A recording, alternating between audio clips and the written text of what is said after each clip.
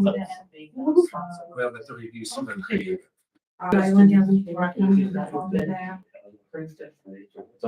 So it's, we're not really reviewing it, we're just saying that they did it, right? Well, we already did Yeah, that's what I'm saying. it. So we can take it off.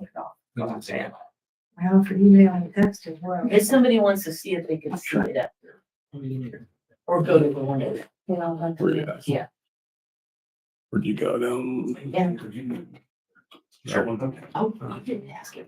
Don't you? You did such a good job. He did a good job the other day. Sorry, Brett, you guys are. Well, it's not giving me the options, but honestly, it's working. Are you ready to roll, I am Mr. Ellis? Okay, we're gonna call the meeting to order, establish the quorum Chris Meyer, here. Dennis Wood, Michelle Herzan. Here. Cindy Mary. Here. Brett Stuff. Here. Alex Williams. Here. Sue Braun. Here. You have one. Okay, we're gonna do the invocation and Alex is gonna do that for us. Yeah, will you pray with me, please? Father God, thank you again for the rain. Thank you for the beauty of the Ozarks.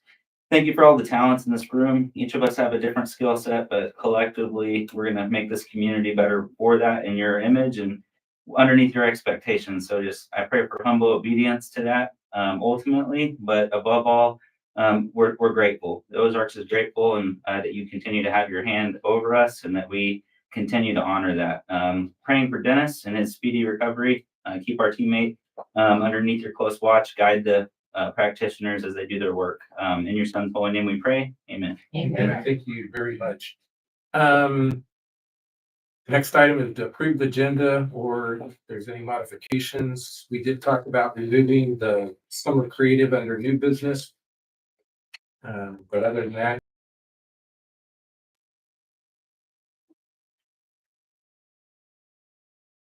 So moved. Second. there's a motion. If not, all those in favor say aye. Hi. Opposed? Okay, next item you have is the minutes. So your March 27th minutes.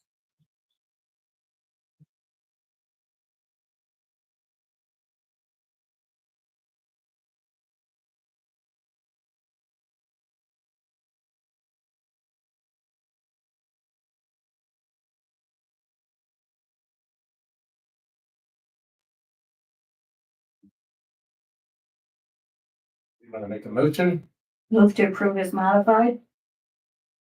What's the modification? You were took the review summer creative off of there, off of new Well, business. that was the agenda. We're in the minutes. Oh, I'm sorry. Oh, Bringing this stuff. What's in your can? I'm not. Wow. Okay, any I moved to approve the minutes. Second. motion in a second? Any other discussion? This side of the table. If not, all those in favor say aye. I, Those opposed? Abstain. Okay. The next item you have on the agenda is reviewing the accounts payable.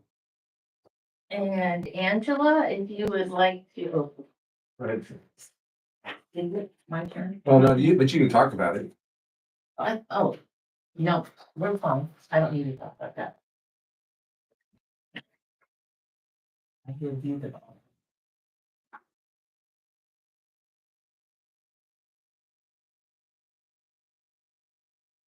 Anybody else have any comments or questions on that?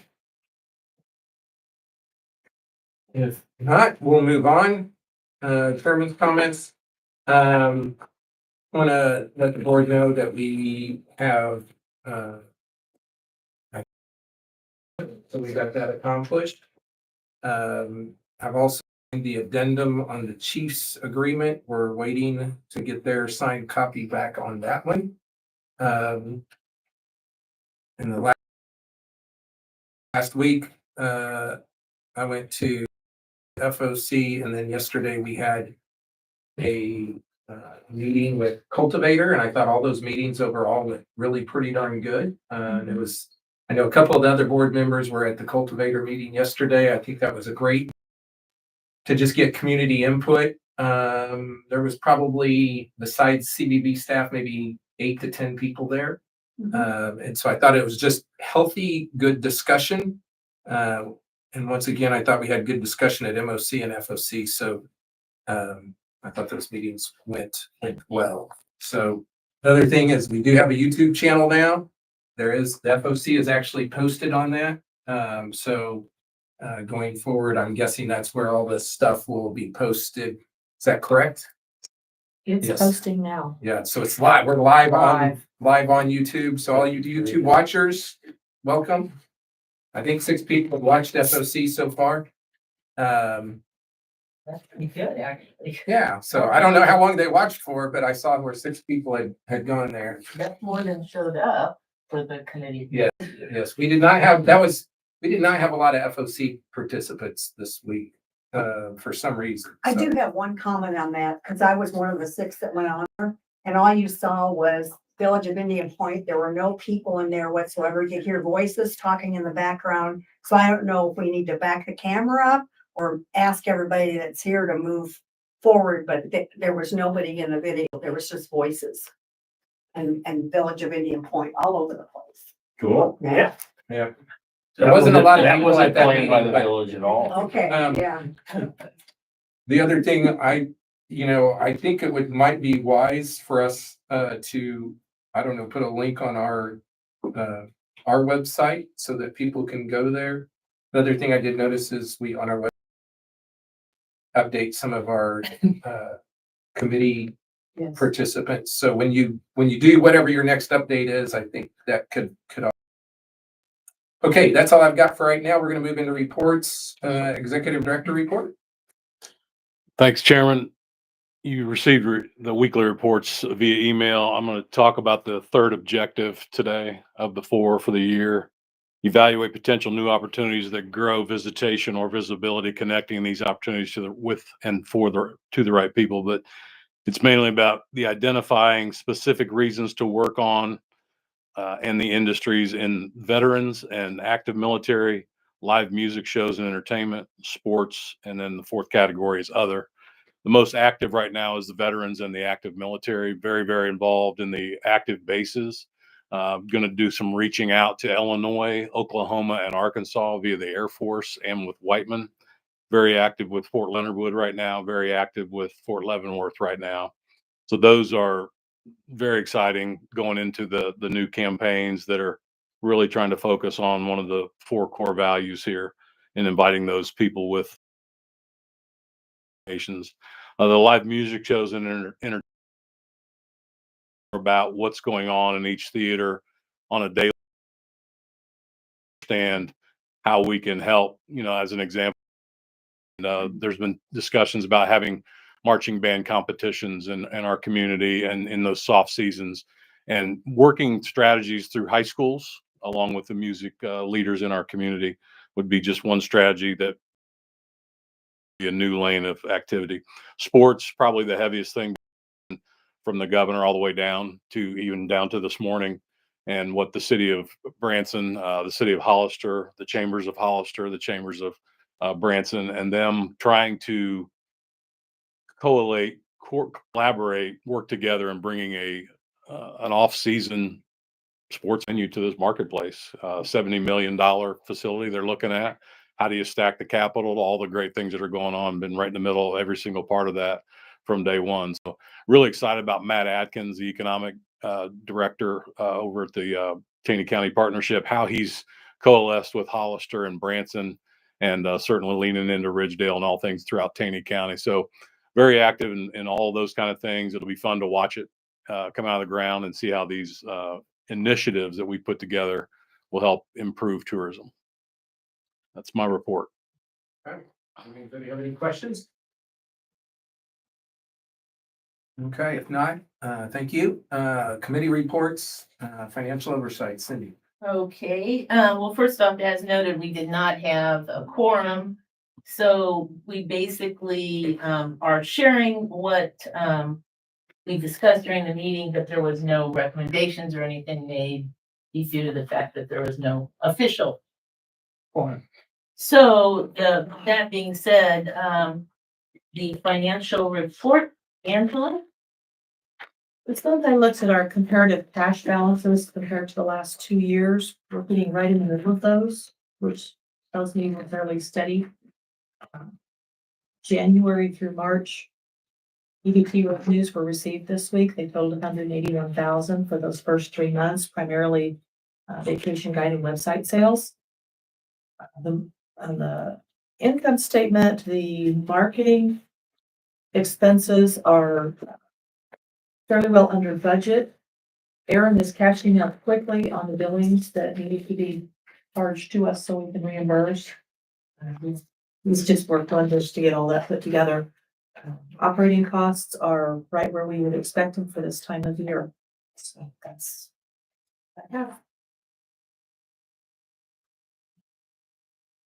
Okay.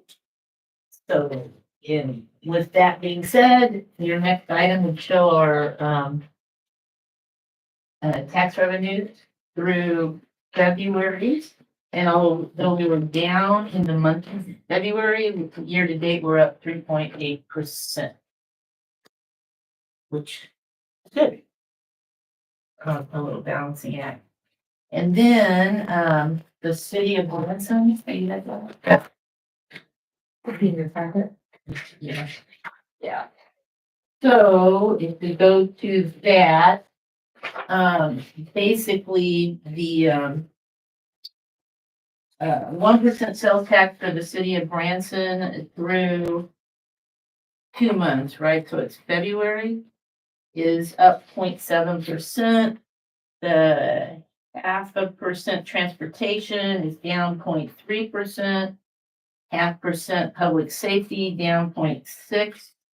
And then on the tourism tax through February, it would show year to date that the city's up 7.1%. And with that, looking at that, Chris, I think you have your analysis.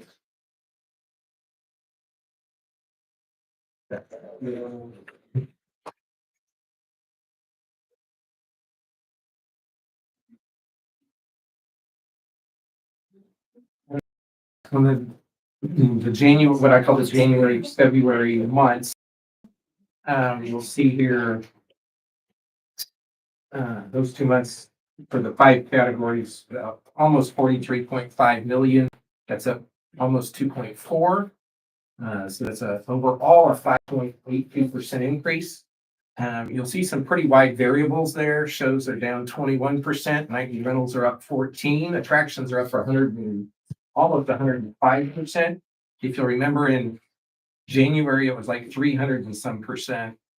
And so we said there's some weird stuff happening there. Hotels are up 3.47 and then restaurants down 1, a little over 1. If you look at the category to the right, February and those 5 categories was down 571,000 in total revenue. A big chunk of that was in restaurants. And so you'll see 3 categories up, 2 categories down. And it's a really interesting mix because you have some people up as high as 23% and others down 15%. So it's definitely interesting. Some of that maybe is just delay in taxes. I can't quite frankly explain it, but we're looking for long-term trends as well. So at least for the first couple months, those categories are up over overall total revenue. So questions on that? I think you have a point, sir. At Finance Committee of the city today, an observation was made. Public safety and the half-cent public safety and transportation taxes should be performing similarly, and there's a disparity between those. So there's some exploration that's happening as well on those, just showing those should be performing similarly and they're not. So there's some research getting put into that. It's good. Yeah, it's the same. Yeah. Okay, and thank you, Chris, for that. And at the financial oversight, we discussed a request from the Explore Branson Tourism to make a change on the allowable reimbursement policy under the opportunity funds. And, if, and again, there was no, formal, vote to recommend the change, but the consensus of the group that was there was that it was a reasonable request. And, I feel like, Aaron, who's? Aaron, yeah, if you want to present to the board, that would be great. Thank you. So you should have, in your paperwork on your table, you should have a copy of our request. The item in question that we are asking today is cost, that is item 3A12. And it simply says vendor credit card fees or service fees. What we have learned through experience, particularly this year, as we have sent in billings, we've identified that there are instances where a vendor, while someone is traveling, we've seen it on hotel fees, we've seen it in restaurant fees, and we've seen it on convention center fees. And those merchants are choosing to charge a processing fee and pass it on as a processing fee rather than simply raising their rate. Our question is, can that be an allowable cost specifically when it is at the point of sale, when the salesperson is traveling, when they're on site, when it is not an optional charge? You do have more information. You have a one sheet in front of you. I'm happy to answer any questions that you may have. Just to comment, the thought process from the group that was there was when there's no choice, it seems that we should certainly reimburse that. And with that, I believe there's 3 items. So there were 3 examples that we had identified that we've noticed in the last 2 months of And billings. with that, you are including asking us to go ahead and reimburse those, right? Yes. Okay. So that, I believe, is the request is twofold. One, to go ahead and allow for reimbursement. In particular, I think it was almost $600 at The Philadelphia Convention Center was $593. It's almost 600. Which they had no choice. It was union, they had to use the union. The union only allowed for payment via the credit card and, and so they're asking for us to go ahead and allow for that to be reimbursed and perhaps go ahead and change the existing policy to reflect some verbiage that says it's allowable, My thought would be allowable when it is specifically an on-site merchant transaction fee that is not optional. Obviously, if we're getting an invoice and we have the option of how we're making payment, we can choose to pay that by check. We can choose to pay that by other methods. When the salesperson particularly is traveling, they're not carrying cash. They don't have access to a bank transfer. The only option they have to make that payment at the time of purchase, whether that is for lodging or food, is to purchase from the merchant on their card, and then that processing fee is added. Okay. So Angela, do you have that wording that he just said? I think you've got 2 motions. You've got one to reimburse the 3 expenses listed on the request, and then you have another motion. And maybe we send that back to FOC to work on the language rather.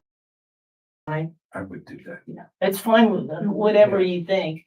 I think that we should go ahead and do the motion to reimburse them for the cost of what they're asking for. And then, as you say, just have MOC work on the language to make that something for the future. Is the convenience fee a flat fee or is it a percentage of the sale or? So we've seen it as usually a percentage. Uh-huh. That's going to vary by merchant. And is it a percentage like 5%, 3%, 2%? What? Yes. Okay. All of the board. all of the Probably above, around yes. 3. Discretionary. I was gonna say $500, almost $600 convenience fee. Did you rent out the whole place or There were $20,000 in charges, so. $20,000? It was like 5,000 a day or something like that. Oh my goodness. Yeah. It's for ABA. Oh, For ABA. We're the wrong business. Yes, and they did not list it as a percentage, but Did it, we can tell slapped from, it on there. yes, we can tell from, it varied per day. Following the rate, it was a percentage. And I- those convention centers are doing plus, they're charging you whatever the item is, plus a resort fee or whatever, plus sales tax on that. Is that what they're doing? So at times, there are resort fees and other fees added as well, yes, Okay, in addition to the room rate. okay.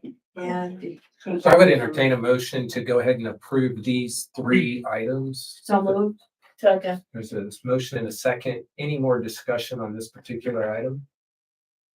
If not, all those in favor say aye. Aye. Aye. Opposed? Okay, I think the other thing is I would recommend that somebody make a motion that we look at tweaking this one particular item so that they don't have to keep coming back and we take that back through either the subcommittee. I was just send it to the subcommittee. Committee and bring it back with in my motion, I'm saying with the intent that that item would be changed as requested. Second. Need a second on that motion. Any more discussion? For me, what's the impact look like in the intermediary? Is it gonna stifle any progress for it to work its way through the pipe to subcommittee to come back to the board? Is there any foreseen don't known believe so. calendar events that are, I don't think it Gonna has trip us to, up. Alex, if I've got the direction to go ahead and allow them. that would be my ask, is that the teammates have an assurance that while we do our due diligence, that they're not gonna be hemmed up while we wait for official language. That's why I put it in the motion that that's what we're gonna do. Yeah. So, For sure, just to clarify, so there's no misunderstanding. exactly. Any more discussion? If not, all those in favor say aye. Uh, Those opposed? Okay, and then the final thing, just for your information, you should have a copy of the detailed budget that was, we're not asking for approvals on any of the revision, it's just so we're all kept up to date with the changes that are made. And, we appreciate getting that very much. So that's my report. Do we need, Do we need to approve, accept the financials? yeah, I think we do. So, So if someone Alan, would like to make that motion, Move to approve the financials. second. those opposed? Marketing oversight. I did not see Nick.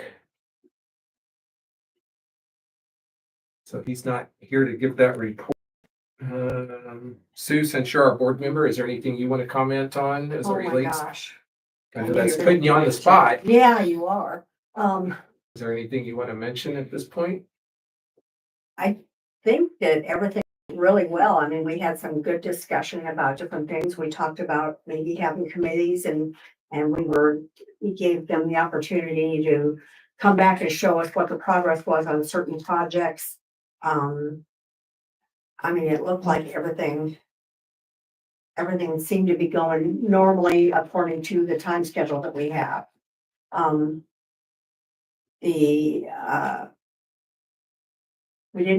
I thought we were gonna have someone creative in that particular meeting, do it again, but You did.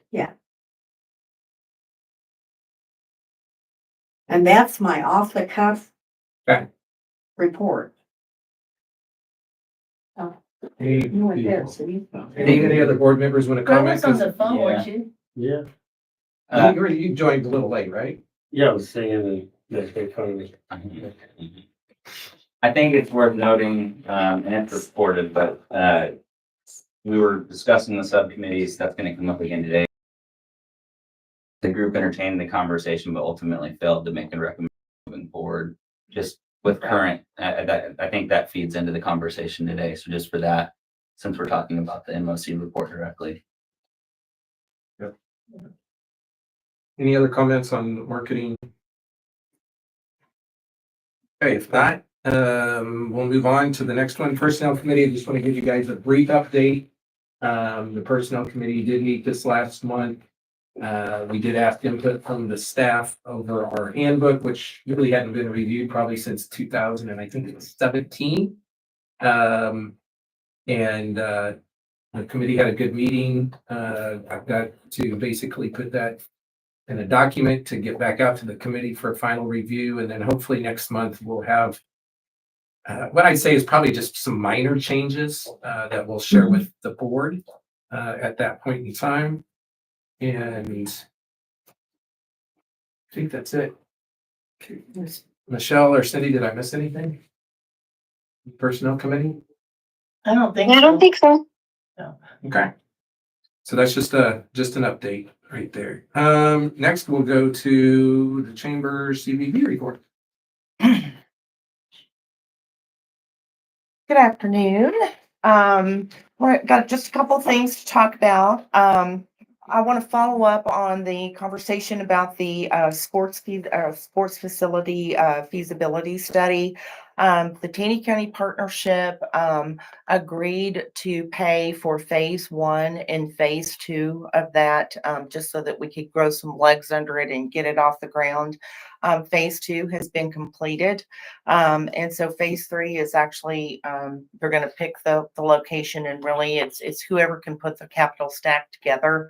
We have 3 locations that were identified out of about 12. There's 2 locations in Branson, and there's 1 location in Hollister.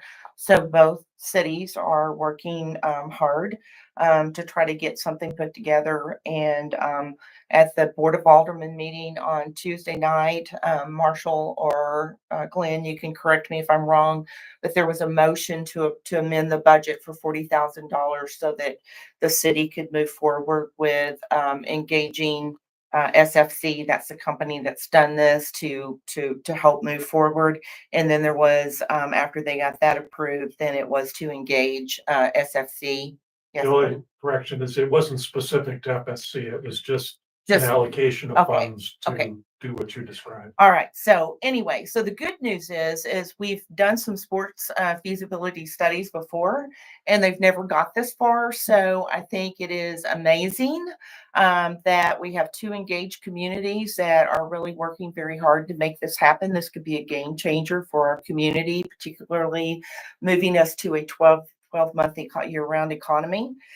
So we are backing out as TCP and the chamber. We're kind of backing out, and now it's up to the 2 entities to move forward. We will, of course, help facilitate and assist in any way we can, because it's important to us that this happens. So I want to thank the city of Branson confidence in that and being able to move that forward. I want to thank the elected officials in Hollister. They're taking it very seriously as well.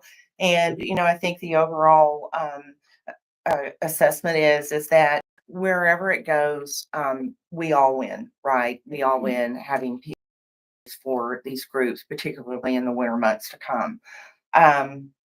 We had our 250th planning party this week, and we had some members of MOC. Alderman Schultz was there. We had a great gathering of people. We had 48 attendees plus our staff. There was a lot of great ideas that came out of that, a lot of enthusiasm, so we're very excited about that. We did do our presentation to the Board of Aldermen on Tuesday, the accomplishments of 2024 and plans for 2025. And they were met with great enthusiasm from the mayor and the Board of Aldermen. So again, thank you all for your support of what we're trying to accomplish. I think it was mentioned earlier, we had our creative agency cultivator in the building yesterday. I just want to say we've really tried to listen to MOC and TCED board members. We've heard your concerns and everything. And so that meeting was really to bring you guys in, let you get to know the agency that we've engaged to do the creative for our next campaign. And I think Cultivator, they were very engaged. They listened to, the observations, they listened to the ideas that was shared. They listened to the things that you all haven't liked about what we've done in the past. It was a great conversation and overall great meeting. So for those that attended, thank you. Thank you for being open and honest. It'll only make us better, right? And so we are looking forward to what Cultivator comes back. I think they really have their pulse on what we're looking for our destination. And so we're excited to move forward on that. And then finally, as I reported here, you know, we had, Heather and I had made a very concentrated effort to meet individually with each of the Board of Aldermen, just to listen to, you know, what their ideas were, what their concerns was, ask any questions that they had, and then share a little bit about the future. I am going to say from my point of view, I think those meetings went very well. Great conversation, great engagement. And now we started the same thing with the Taney County Commissioners.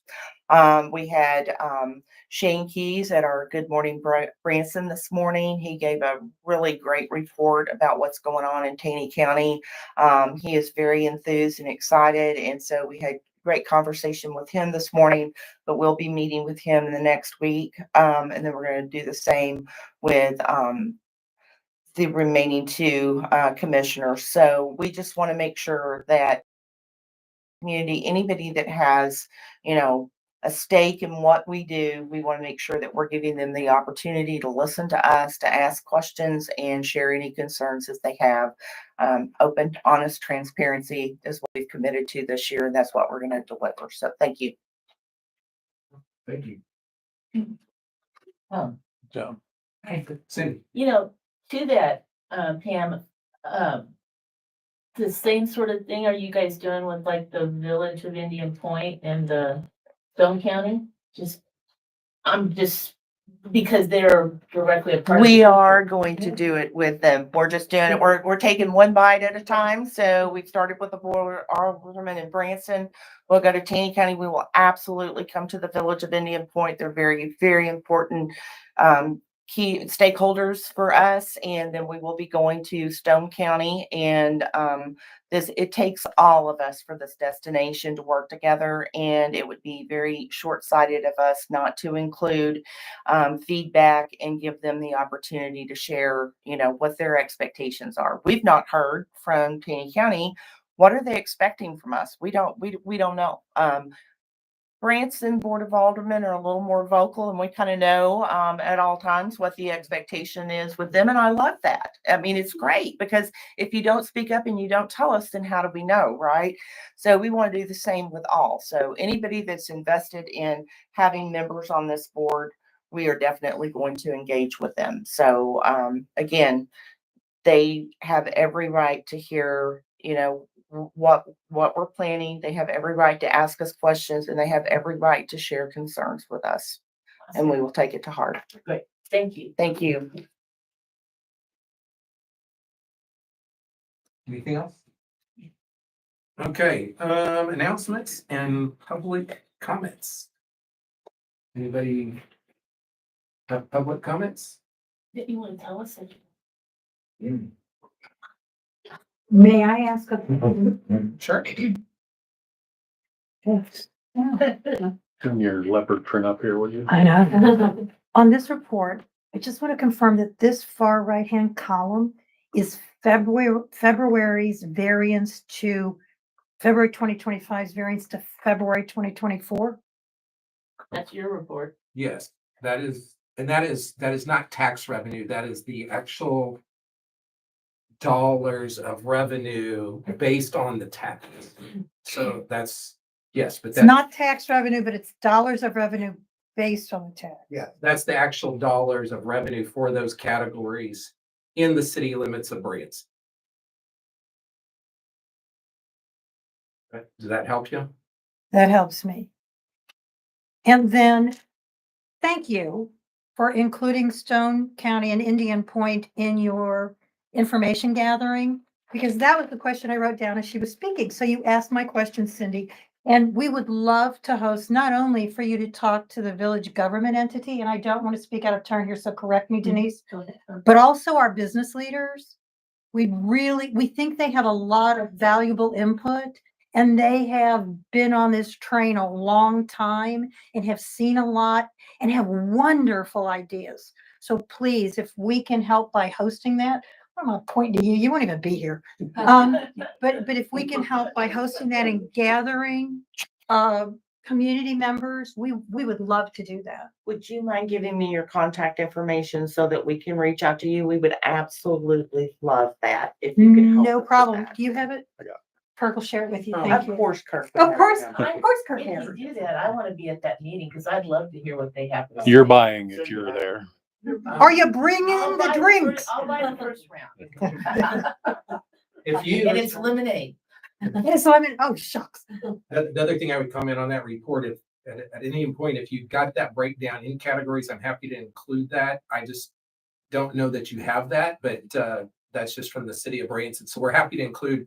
This is super helpful to us because we're watching really closely our revenues. And I would just comment, Missouri Department of Revenue, if you're relying on them, it's just like interesting to work with them because they are struggling.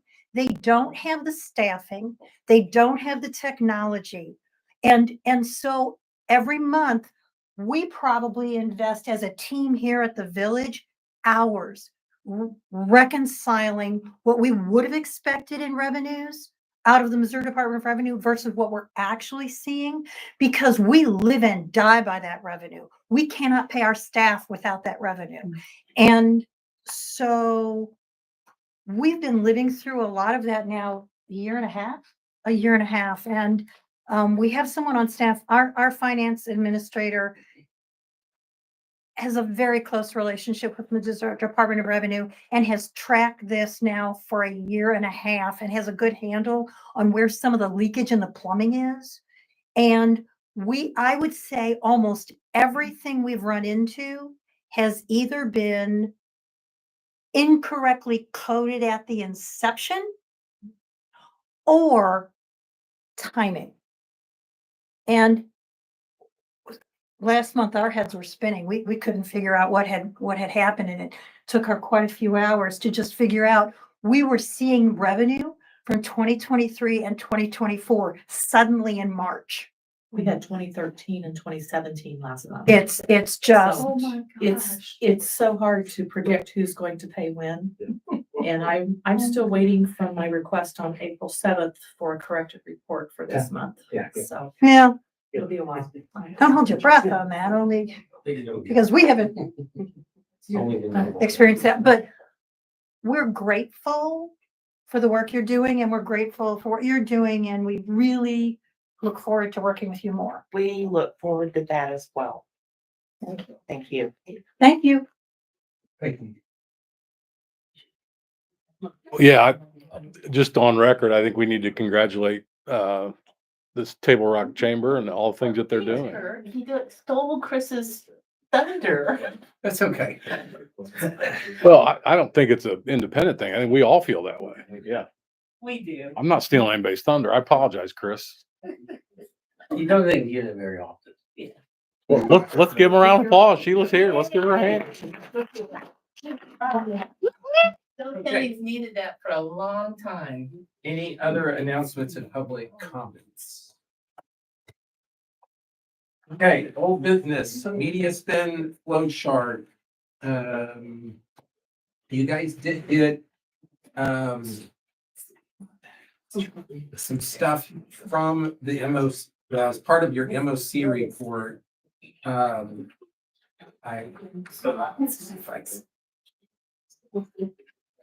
Is this the part where you're gonna get data on the flow chart or information from the vendor or that from the minutes? I think that's That's the old business. yes. So I think what I have been told is the way Heather, you correct me if I'm wrong, is that the way we used to get flow charts, they cannot do it that way at this point in time. You want to comment or talk about that, Heather?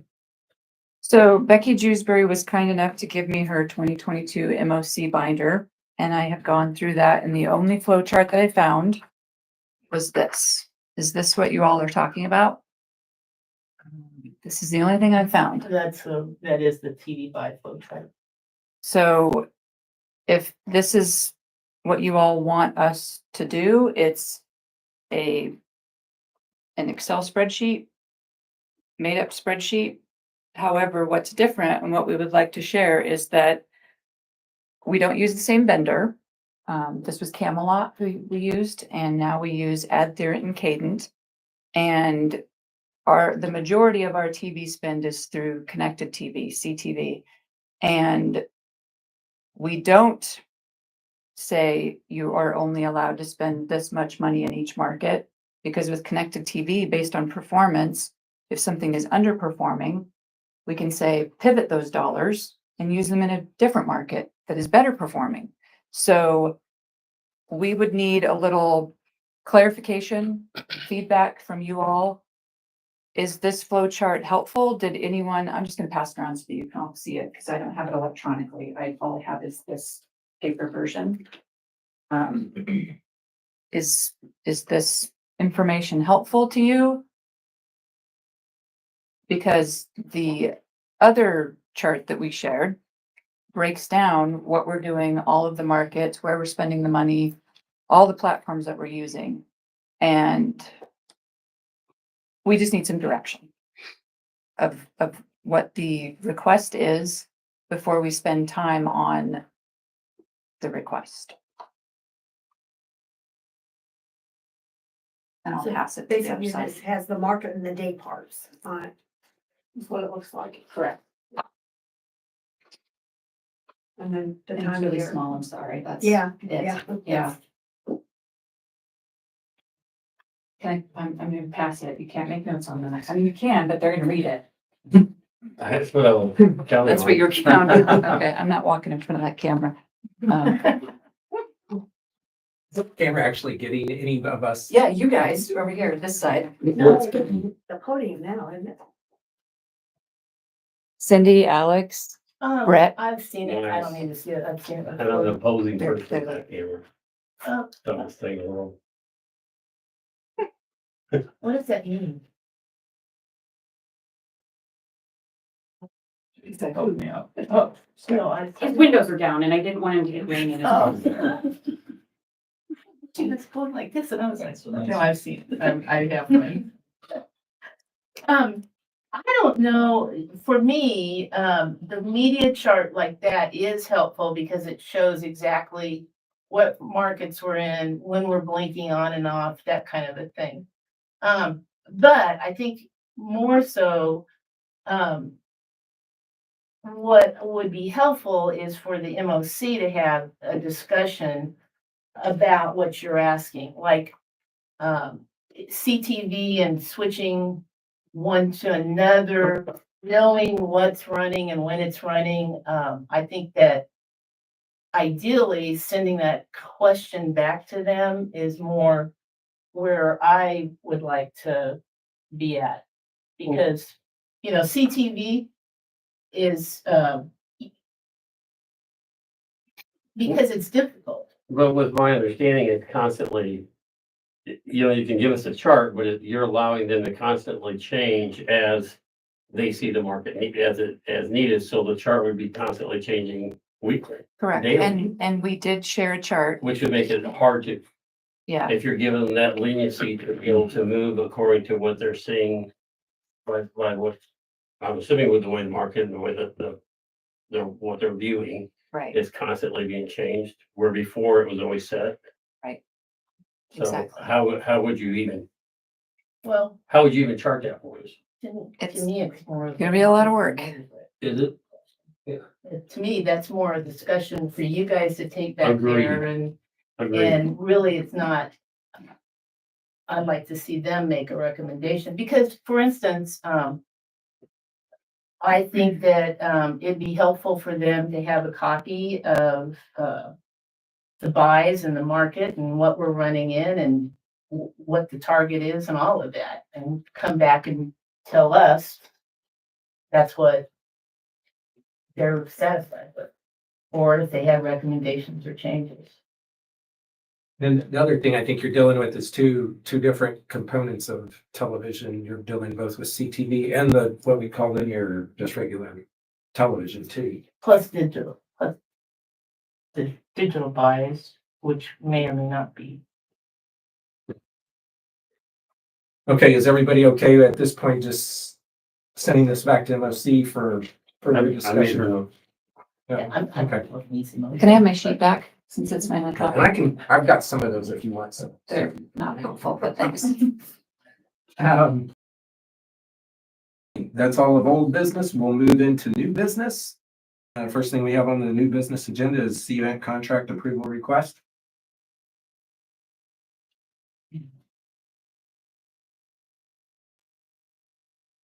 Hey, so we're just looking to get the CVent contract approved for 2025.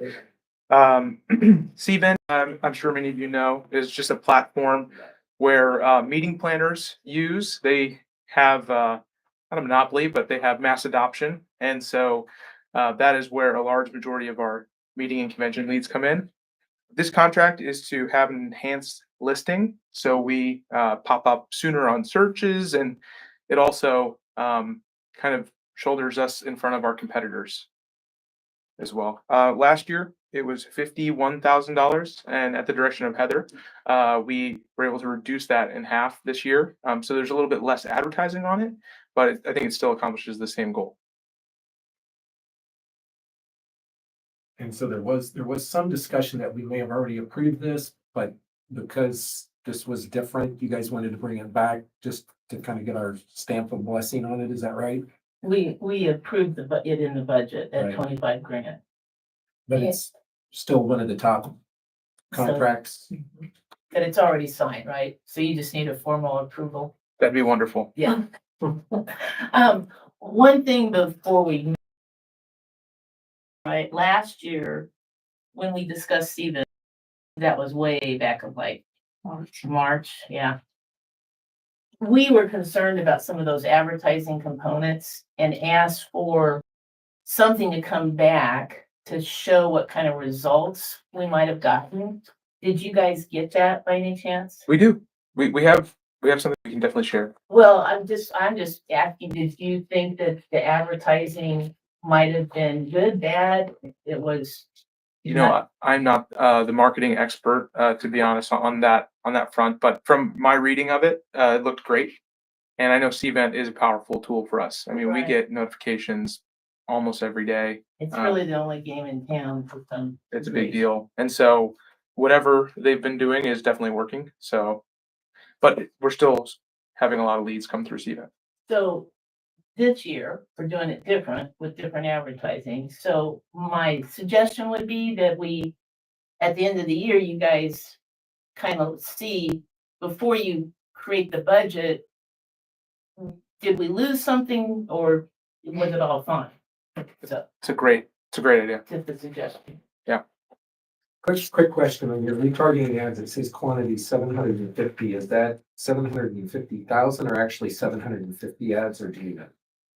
I could get back to you on that. It's 750, Chris. Okay. That question we asked the last time. You'll see that. I just appreciate y'all looking at it, and by cutting it, if you think you're still gonna get the same thing, that frees up money to do other things. So thank you for that. So I'll Okay, move to approve this Well- contract. They need to update their contact information on there. Has that been updated with the company? Yes. Okay, good. Good. Would you just second it? I will. I just wanted to make sure. okay, there's a motion and a second. Any more discussion, any more questions? If not, all those in favor say aye. Those opposed? Okay, next item, EBT proposal, Connect Faith and South 2026 Convention in Branson. I'm gonna have to stand behind you all. I do apologize.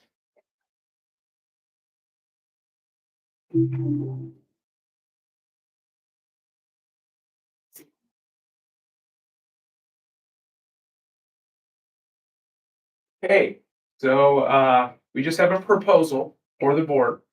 I'll start with the ask. So the ask is that the TCED board allocates an additional $200,000 to our budget this year in 2025. And the purpose is to host Connect South and Faith in Branson, Missouri in 2026. So as you can see, the logo's on the screen. This year, it's in Fort Worth, Texas. It is definitely a big national conference, but we'd like to turn that logo red, white, and blue in 2026. And I can tell you a little bit about the organization, and then at the end, if you have any questions, please feel free to ask all of them. So what is Connect? Global leader in events and conferences. Connect was merged with a company called Informa last year, and it is the world's largest exhibitions organizer, and it's the largest B2B company in the world. It's in all over Asia, Middle East, Europe. It's everywhere.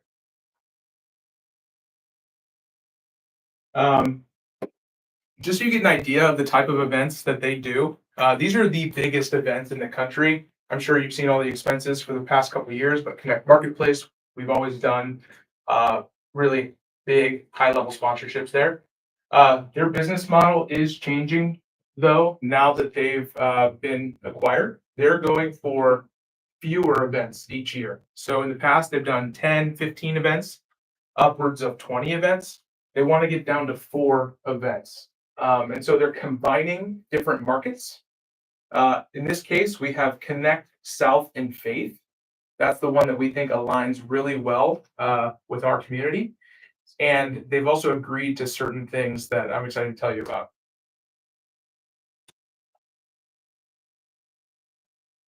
Okay, so just before I get to that, the detailed breakdown of what they want, it is $200,000, and really it is to increase the economics of the event from their side. They are the ones with the planners, they're the ones with the brand recognition and national attention, and so that is the cost of doing business. It is also the industry standard. I was speaking with John, and they charged him a lot more. So this is a deal. When I first saw the number, it seemed expensive to me, but I called around, and it is actually, it's a pretty good deal for the conference of this size. It's not just the 200K. Our partners will also have to help us with this. For the convention center, which G Teal in the audience, and also Bruce Smith, they've been so great. They do have the dates and the space on November 9th and 10th, which just so happens to line up with Veterans Day on the 11th. So there's so many cool stories we can tell with this as we turn this event red, white, and blue as well. So why does this event matter? Well, first of all, Humboldt Branson is competing against the biggest destinations in the country, right? This year it's in Texas, in Dallas. And so this payment is to really steal it away from Texas. They, if we do take Connect South from Texas, they're going to do their own standalone Texas event because it's just that big of a market. So we're really paying to take this from our biggest competitors, like think Nashville, think Atlanta, and Dallas. It's also super significant. It's not just any year. It is the 250th anniversary of the United States, and it's also the 100th anniversary of Route 66. So to establish Branson as a patriotic, faith-forward destination and a milestone year for the U.S., Connect has agreed to get behind us on this. They're going to lend credence to the idea that we are the most patriotic destination in America, and they're also going to turn the logo red, white, and blue, and they're going to be celebrating 250 with us in 2026.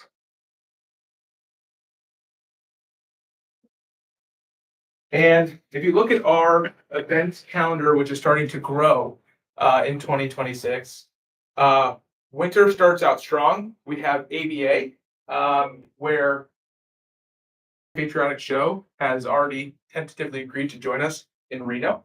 We're going to be right in January selling group business. We're going to be letting motor coach tour operators know that they need to come to Branson this year, not next year, but this year. We're going to do a travel adventure show in our state's, in our nation's capital. And then we're going to go to Branson Live in Kansas City. And we're going to tell all the people in Kansas City about what we have going on this summer next year. Then in spring, we have BAM experiences, veterans events, Flag Day World Record attempt. And then the summer is going to be absolutely crazy. With the FIFA World Cup in town, we've been playing around with this idea of International Lake Week, which doesn't exist yet, but in between the 4th of July and the quarterfinals of the World Cup, there's a week in there where we can draw in all of the attendees from Kansas City and Dallas to come to the lakes area, really centered around Indian Point. Think of boat show. If any of you have ever been to a Venetian night in Chicago, we could do boat parades with both celebrating our country, but all the other countries who are in America for the FIFA World Cup. So we have car show, music festival, state fair, and a lot more happening in the summer. But we don't have much going on in the fall. So Connect South and Faith would really year. And so I think it would be really, and that is all I have. Podium, do you have any questions? I had a question. You talked about having 300 to 450 planners. That's like a 50% difference. So why is there such a disparity in how many people attend? Isn't this an annual thing? So it really depends on the location, but in our contract, I'll make sure that we have the top end of that. Okay. You brought up like the Lake Week, Lake Week and stuff in July. The worst part, and nothing against it, I have a great idea. I love Lake Week, but July, where you gonna put them on? Because it's like August 13th through what you're trying to put people on the lake on. We have every record being broke every year of attendance on Table Rock Lake in July. But there is zero of that from August 13th through, you got the holiday weekend through September, unless COVID's going on. And then we set the record the same as in July as in August and September when the whole country shut down. But to try to fit a lake day in July where, like July 4th, they're parking the entire boat just to get launched in one of the launch ramp. And trying to create a lake week in our district, which we love. But I mean, it's like the conversations that we've had over and over and over again. There's not much that you can do to increase July. I mean, the lake is probably the heaviest it is anywhere. But it all shuts off where you have people, like we can run over 600 times. We can run about 200 on rental boats. Come August 13th, maybe 50. But in July, you're no, I mean, when you look at the whole entire village itself, there's not an issue of July. And so there's no August 13th. So if you could take that lake week, because I'm trying to figure, $200,000 is just going to generate what, 20 million? Because it'd have to cover the Top 1%. in 20 million. Yep. Yeah, I mean, it'd have to cover the 200,000 to pay for it. We have to at least bring in the 20 million. If I remember right. It'll pay dividends over time. So, and I agree, but when you look at that lake week, think of that one thing about moving that lake week to August during Well, that fall or So off season. the idea is that those travelers are going to be here. They're going to be in Dallas and they're going to be in Kansas City. So, my recommendation for Indian Point would be to raise their prices because these are very wealthy travelers who are spending 3 weeks in the United States. And I'd just say, maybe the price go up. Well, we're a faith family flag, Yeah. Are you talking not about this? faith ripoff. Next Faith. summer. Next I was summer. gonna say, because people already booked for this Oh. summer, so that's. So, wow. So, Okay. let's get back to this, because I totally agree that August 15th on is where we need to be paying attention on the lake stuff. But as far as this proposal goes, Mhm. so clarify for me a couple of things, just because so we're gonna pay them $200,000 this year. Yes. Okay, To guarantee next year. so next year, do we pay them any money next year? Not for the event. We pay them an additional $100,000 next year, but it is for Connect Marketplace. It's for things that we already do, Yeah, but it's 100,000 more than we are spending with them. unrelated to this hosted event next year. Right, Yes. but so total is $300,000 really, or is the 100,000 already being spent? So it's commitments in following years. So they don't want us to just just take this from them. We have to have commitments in 26 and 27. Are we spending in 25 $100,000 with Connect? No, you're not. Okay, So it's 200,000 this year, 100,000 next year that we're committing. And then 100,000 in 2027. So it's 400,000 commitment spread out over those many years. Okay. So what is that, does that 400, is this more than a 1-year event then? Is that what you're saying? Or is that, No. Nope, when we go to signing the contract, which absolutely we'll make sure you're all a part of, it's saying that in 26 and 27, we're not just gonna sort of, take our event and run. We have to still be heavily. That means being at their marketplace, being at their spring marketplace and their winter marketplace. It's just sponsorships. So what have we done with Connect right now? We still do Connect Marketplace. I mean, last year, for the past couple of years, we've been at everything. It is the premier events company in the country, and in the world. So we do a high visibility sponsorship. They have multiple, sales force. They're selling music conventions. They're selling leisure. They're selling association, faith groups, all of it. So how much are we spending with them in 2025, right? On an average, 60,000. Reduction. This year was a reduction from past years. Okay. So to participate in whatever marketplaces they're doing is, yeah. And we'll host it here and it's gonna happen November 9th and 10th, That would be the plan. but it's a 3-night, right? Yes. 3-night, 4-day conference. And it's all gonna be down at the convention center? It's that big, right? Yes. The rooms in the meeting space would be at the convention center.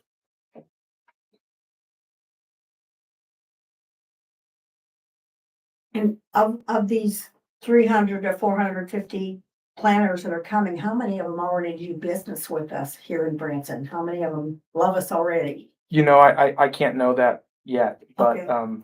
certainly Because we've I'm been sure doing there it would for a be long time. some crossover. Well, yeah, if we've been doing it, that's a good question. If it's gonna be held there in November at the convention center and these are the people into, like you would go to Dallas and they're coming to look at the area to look at what we had to offer. Is that opening for every stakeholder in the district to be able to have booths and stuff to market? So convention center, there could be a resort, Steel Waters. There could be a marina. There could be, any attraction in Branson, restaurant, would they have, I'm assuming if we're spending that, the stakeholders could go there and actually have booths set up through the whole entire area. So while they're there at the convention center, they're also hearing from, we're just seeing what the area has to offer. If we're spending over $400,000 in the next 3 years, we have the one shot in November where some of these are slower places, the outdoor attractions and stuff, that they could actually have booths set up in there that they could actually communicate one-on-one with these people versus doing it second and third hand. There's lots of ways that we can do something similar to that. I mean, it almost have to be for stakeholders that want to give up $400,000 for to walk around. They're going to be able to want to interact with them directly, right? Well, Didn't I hear that they were gonna, you needed your partners, which is our stakeholders, would have to be paying something too. so They to are. get an appointment book, And more. to get an appointment book and to meet with the meeting planners, yes, Branson and our businesses in the Ozarks would have to purchase if they wanted to sponsor and get placement in the convention center to sell to the planners while they're walking around. They'd have to pay for that as well if they wanted to highlight their So they business. had to pay again. The CVB is gonna highlight our community and we're gonna bring them in and make them fall in love with the Ozarks and Branson. And so we will put together an incredible itinerary and we'll make sure that they have an amazing time and they bring their groups back. But if any business wants to stand out over another, then they would have to. Well, I'm looking at Spend the money. whole village would want to have a booth for the village. They would actually have to pay more. They'd have to register and then pay for. But- If registration gets you to be able to attend, To attend all the events and to meet with 40 but 30, if you 40 want a planners. booth or something, and it's not us charging them, it's Connect, right? Correct. But are in the, like, the village is already paying Connect Yeah, to be but there with the money, right? You know, No? Oh, who's paying the 400,000? TC is paying for it. And where did they get it from? Which is them. I understand that, but it's There's like no everything but. else. It's like everything Well, else. if Lakes is a priority and Indian Point is a priority of the board, to get this approved, then we can absolutely incorporate that into the itinerary, to the event schedule. Lakes are always a priority for the board. Absolutely, I agree. Right, so, Not just this one time, like. yeah. So Reed, you want us to add, you said add $200,000 to the budget. So where do you want us to get that money from? I do believe, as we touched on in FOC, that there is a bit of room in the opportunity fund that would cover about half of it. The additional funds, I'm not sure who the treasurer is for the for the TCD. So you're really, you want us to increase our overall budget is really what you, like, you really aren't shifting money from other spots within your existing budget, except maybe the opportunity fund. If there's funds available, that is the ask. Well, isn't there $100,000 from the city for opportunity fund? Yes. Okay. The other thing, and you know, sometimes when we look at this, we're not looking at it in the big picture of things. And so I think, and especially going forward, because in the past, we kind of had three buckets. We have the leisure, I call it leisure group bucket. We had the meetings bucket, and then we had the sports bucket. And when you look at those totals, you know, trying to accomplish, like, what do you want to accomplish in each of those three buckets? This just on the outside seems like a lot of money to spend for one event. And so the opportunity cost then is, what could you do with that $400,000 other ways that could drive potentially a lot more business in those markets, whether it's leisure. And so that's just kind of a thought process. But my other concern, just, and I'd like to understand to these events, their time, like, they're really not doing a lot in the destination versus they've already got meetings, they have educational sessions. And so I guess my question to you is, how much free time do they have that we control, that we can say, here's what we want you to do during that time frame versus we really don't have any time? Does that make sense? Absolutely. At these meeting and convention sales shows, they build in a lot of time for activities. If you go on to Connect Meetings Instagram right now and you look at their Connect Marketplace promotion or their Connect Spring Marketplace in Las Vegas right now, they are high octane fun. They're selling the experience. You know, meetings are a part of it, and it's an important part of it, but they are, a lot of these groups are, you know, it's very competitive space. So they have to say to the meeting planner, hey, when you come to this event, you're going to have a great time, because they have so many to choose from. So we'll have evening events every day. There'll be sightseeing tours. They'll get out into the community for sure. But who controls that? Do you control that, Reed, or does the Connect? Well, before any money exchange hands and before we sign any contract, I can assure you we're already negotiating very firmly with them. And so we can negotiate control over certain things. So we can guarantee things in the contract before we sign it. So, so let's just say addressing where the money's at. This year, we're seeing, we could say that the TCD agrees that we can go the 100,000 that's remaining, because there's about 100 plus 125 in the opportunity fund that's already budgeted, already there. So we're not increasing our budget. And the city has their $100,000 for an opportunity fund that obviously the benefit is pretty strong for them. So then next year, the $100,000 that we're going to spend beyond the whatever we're getting for our 60 grand this year, what are we getting for our 100 grand next year? Yeah, it would be first, the City Opportunity Fund for 2025 is almost fully committed. So it's going to a lot of sporting events within the confines of Branson city limits. And then for what would we be getting for those additional 100,000? Is that the question? next year next year. and the year after. Cause It- it's 400 grand total commitment over 3 years. Registrations for different conferences, sponsorships at different conferences, 40 by 40 booth space at Connect Marketplace in 2026. Picture education sponsorships, breakfast sponsorships. It guarantee, we've been doing something very close to this in prior years. And so it just guarantees that we won't pull back, that we'll be fully committed with Connect. For We're the next. basically saying if you want the deal, you gotta. Yeah, You have to come back to the table and be our best friend again, yes. Yeah. And do we have an option of the time of year? I'm just asking because typically November 5th through November 11th is a decent busy time inside of Branson, you know, with it being Veterans Homecoming Week and everything. So was that time when they say it has to be, or is there a strategic time that we could do it like the last 2 weeks of August or something like that? We probably could go to them and negotiate time, but our convention center has been doing such a wonderful job that they don't have too many dates. So This is actually a hole in our calendar right now that would be perfectly filled between two events. I'm sure we could fight them on that. Their big event is at the very end of August. So early November works really well for them and us.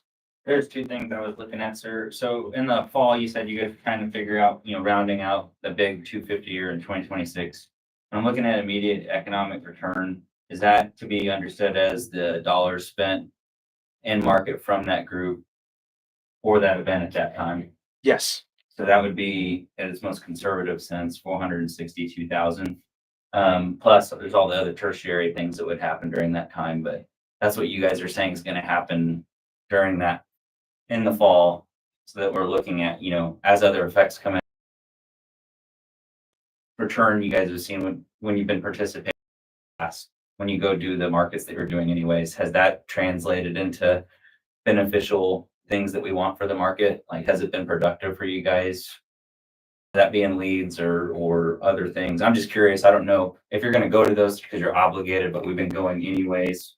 Can you think of anything that are helpful because of some last 2 years, they sort of broke the stereotypes that existed about Branson in the prior 4 years. And the past 2 years have just been continuing from strength to strength and just having be known everywhere. It's not necessarily because we've always done it, but there's definitely an ROI. I think it's evidenced by the convention center being full. It's evidenced by Chateau on the Lake, all the groups that they have as well.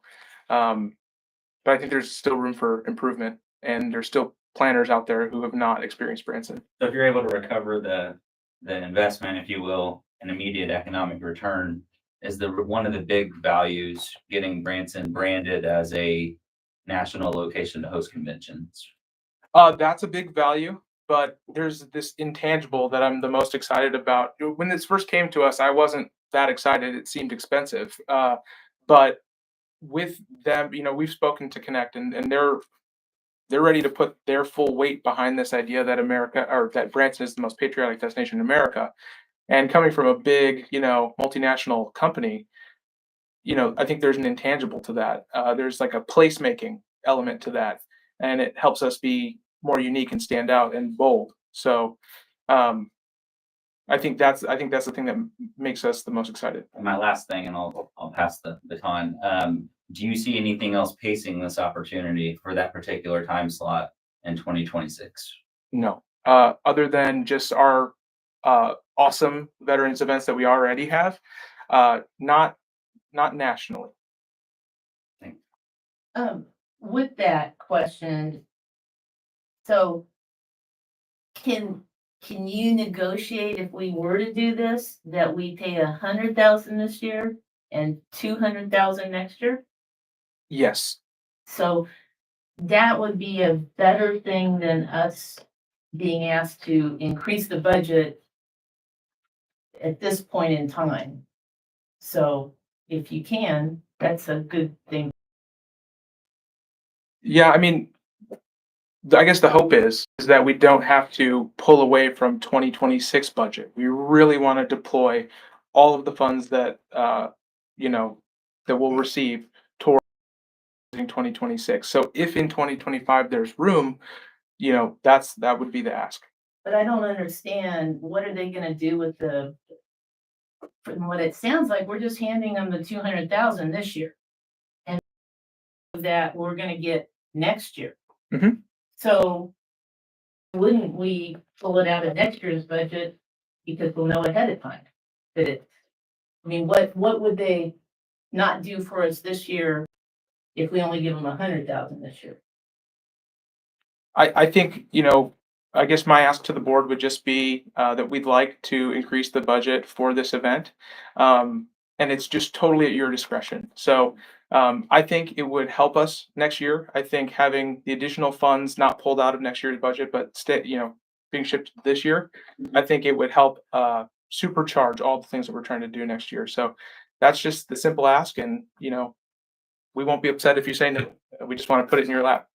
Yeah, I've got another 3 more questions.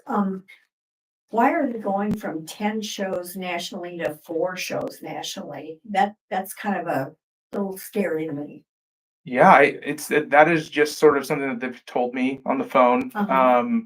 That is their strategy. That's just their business strategy. I think it's difficult to plan so many events. I think it, you know, causes turnover over lot at of Connect. expense, So lot of expense. I think they want to focus on 4 or 5 really premium events like ours, and not do regional events all over the country. Okay, and then, would we be sharing the leads from all these planners that are coming in to this event? Would they be shared with all the stakeholders in the marketplace? Absolutely. Mostly hotels and meeting space and restaurants. Okay, So, so not shared like with shows. shows or. If they ask, attractions? absolutely. But you know, they're planning for 2, 3, 4 years out. And so those immediate leads that come from this show are going to be securing space before they get into the, you know, what are we going to do off site? What They're they're going to do carrying. that 6 months out from their event. Okay, and with this that we're setting up, we're having a 3-year obligation with them. Are we gonna have a presence at all their shows for all of the years that were 2025, 2026, 2027? I mean, I know they're boiling down to 4, but will we have presence at their 10 shows if they're still doing 10 shows? We'll probably do about 3 or 4. We won't do all of them. Huh? So Reed, if you weren't spending the $400,000 on this, where would you spend? To drive the biggest bang for Reed.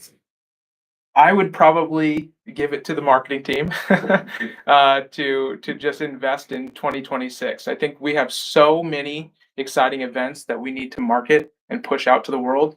So just my non-professional opinion. I think we would put that money towards expanding our reach. We're not gonna vote on this today. And I think you guys weren't expecting us to vote on it today, but here's what I think. If you guys have additional questions, I think what we need to do is we need to get those all together. Some of you guys had some great questions today, and then get those so we can ask some of those things, because there's really a lot here. And so let's plan on having those by next Thursday. That gives you all a week to come up with questions. And then we can get those to them to further answer. And do we send those to Kirk or to you, or who do we send them to? Kirk? Okay. Do you have a rough timeline, just so we know, because competitive process, but doing a due diligence, you never want to rush to failure, but what's that look like from your side in the day to day? What we've communicated to the Connect team is that we were going to present to the board today, and that we were hoping to have a decision in next month's board meeting. Any other questions? I do have one quick one, and I know I'm supposed to send it, but it might be a stupid one. The underwriting, travel and accommodations for qualified buyers, we're not, in addition to the 100 or 200, we're not underwriting the buyers. No. Okay. I just have, if I had a few questions instead of sending them, because I can actually meet with you guys. Because there's a couple of them that are kind of they'll be in debt, that I'd rather do it in person. I'd love to. And I'm sorry about the raising prices comment. I think I said that a little wrong, but I was just Well, that's trying to figure out how to maximize revenues for you guys over here is all. That's right, I just. We all win. We all win. No. Success is not defined by us raising our prices. Yeah, All right. but there actually could tie this into what their the South Faith thing, them trying to get people to come here at meetings. But it could tie into the American Family Channel as Great a American group. Great American. There's a little bit more debt that we could take that would be a better sell than, so I'd like to talk to you about that person. Amen. Okay. Well, thank you everyone for your consideration. Thank you, Reed, for Thank you, Reedy. presenting new ideas. Okay, next item is the in Q1, consumer inquiries report.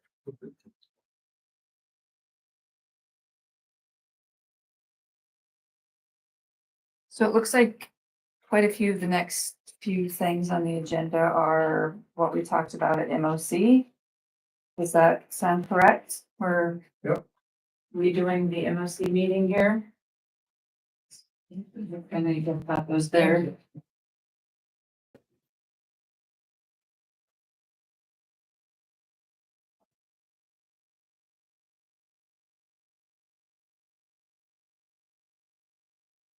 And as we discussed at the MOC meeting, the first. Oh, I printed the wrong one. I'm sorry, I printed the wrong one. That's last year. I'm gonna have it handed out Yeah. anyway. Cause this year it's like about 43, that? 43, yeah. Yeah. I have this here. Oh, good. If you wanna- All right. You can read it if you want. Do you want copies of it? I mean, they all received it at the MOC meeting, so. It's camera. Want me to shoot copies of it for you? Okay. Okay. It's really small compared to that. I was looking at it going, why is that so big? We've only had 3 months. So as you know, our first 3 months were a challenge this year with the website, and that reflects in all of the consumer inquiries, the newsletter, the vacation guide, the referrals, the page views. And we're hopeful that now that Miles has fixed the problem in the patch, that we will see some changes in that, but that also helps spur us to action for the website redesign, which is, that project is now underway. So I don't know if anyone needs to see it again, if you have You want to just read them off? and that way questions. Anybody that wasn't there, no? Okay, newsletter confirmations, 3,626, down 54%. Vacation guide confirmations, 11,801, down 33%. Partner referrals, 183,322, down 35%. Vacation guide page views, 20,504, down 43%. In the past, I think, I might be wrong on this, but when we got this, it also talked about like Facebook and No, Pinterest, and is that a different report or was that also? that is different. That's part of our digital report. This is strictly consumer inquiries. I just- So the only, and I just need a question about that, the only inquiries we get, so like are online, or do we get like phone calls or like people call in, or how did, like the vacation guide? When it says that those requests are down. it This only is talk- strictly online. We can add the phone calls. See, I and think that visitor would help center. you guys in giving us more information about the success of things, because like, how many vacation guides did you guys distribute out at the different shows that you went to, or those kinds of things? Because those, Absolutely. Yeah, those are all legitimate inquiries beyond just what's online. Yes, ma'am, that's a very good point, and that's actually what I'm used to in the industry, so we will start adding those for sure. Okay, any other questions on the consumer inquiries report? If not, we will move on to the Q1 market report. And you received that report via email because it was filled with links and data and research and numbers. Therefore, we did not bring copies, or it would have been a ream of paper per person.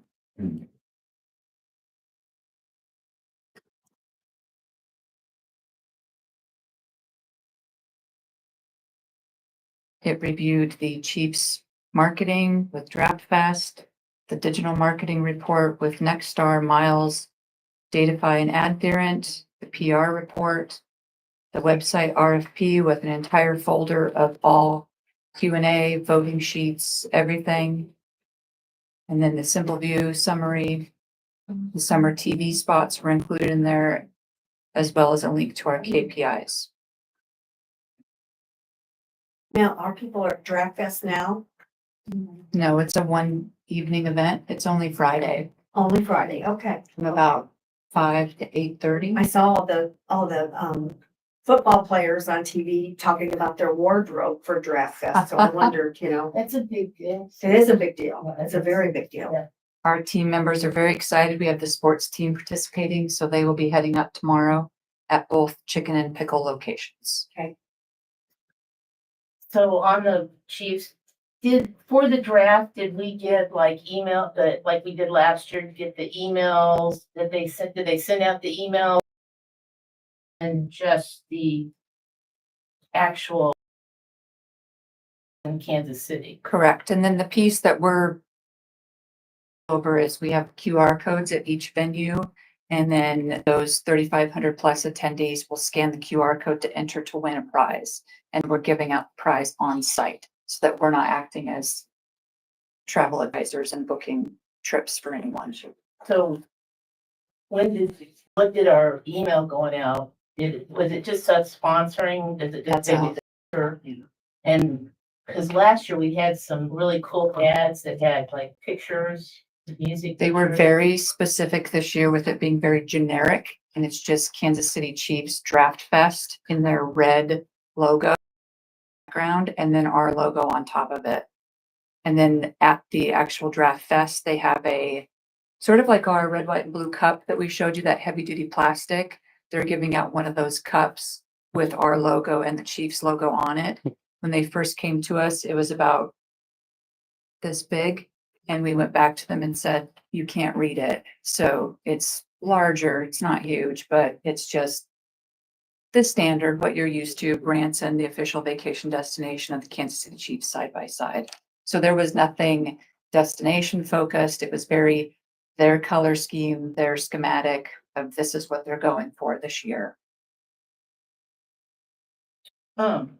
Okay, so the draft sponsorship was basically then like, if a text went out, if an email went out, all it said was Branson vacation destination. type thing. Branson Lake area. Well, I Branson didn't sure Lakes about that, area. but- So, It has that on. It does. It has that on the I logo. see. I hear it. Get good hearing all of a sudden. Yes. Only when needs it. Yeah. I'm just curious, when we put these wrap photo buses there, do we have a count of how many people get their picture taken in our bus? Yes, we do actually. Yeah, okay. the photo company will tell us after each one Okay, how many photos they distribute. Absolutely. I wouldn't mind. Because it's having all that shared. computerized. So yeah, absolutely. So we Okay. can get that for sure. And then how many vacation guys do we give out there? We will be taking over 500 Okay. in boxes, what we can fit basically in the back of the minivan, stand Okay. van. Mhm. With 3,500 attendants, probably not everybody wants a No, vacation. it's guide. just like the games, we take too many to the games Okay, and then we end up bringing them home Okay. because no one wants to carry a guide in the stadium.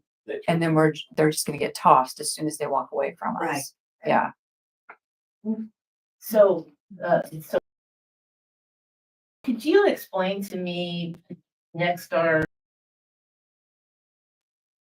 So I looked at their information and I wasn't sure I understood it completely. Could you just kind of summarize for me what your takeaway was from the information they sent? So it's a new campaign with Nexstar. We haven't used them. The reason we partnered with them is because of their reach. They ended reach digitally as well as through connected television and traditional television. And we're able to call them and receive TV placement. So for free, we got, when we were at the Dallas Travel and Adventure Show, they helped connect us with the local NBC affiliate there. And we were able to get free on-camera interviews to help promote the Travel and Adventure Show. So that's one of the pieces. And then the other one is a digital campaign that we're doing. So there's no agency fee. It's an online digital campaign and it's broken down. You saw on there the DMAs that they're using, the creative that they're using. It follows all the same DMAs that we use for everything else, all the same markets. And then they have the tracking on it as well to be able to monitor and measure who's been served an ad and when they come in market. So one of the last pages of their report showed their top locations in terms of where they're visiting. It showed the top lodging properties that those visitors have booked. And this was their preliminary data for just about, I believe it was 2.5 weeks of the campaign. So really probably not long enough. Correct. It's a very preliminary, and I believe they mentioned that in the very end. They talked about this being the preliminary data. So it'll get more robust as it goes and as it's served more content. What's the average budget on this? Any idea? Well, it's a full $300,000 campaign spread out of multiple months, so it's not broken down specifically by month. And I don't know if that's been a trend in the past, but it doesn't work that way with digital spend always, that you're going to have it broken down by the penny, be able to tell you per month what's being spent. So click-through rate depends on that and actions and motivations of your viewers. Okay, thank you very much. Absolutely. Just, and then Miles was interesting. Do they provide you with like specifics of this ad ran this time or here or anything like that? Or do they just send a blanket, here's how much we owe for this? No, because this is digital. Mhm. So the digital market isn't run that way. It would be insane of a report to be able to show what our digital platform is looking like out there and how many times an ad is served on this site and what time it was served at this. And I don't even know how I would even digest it, frankly, with all of the information that's coming at us. So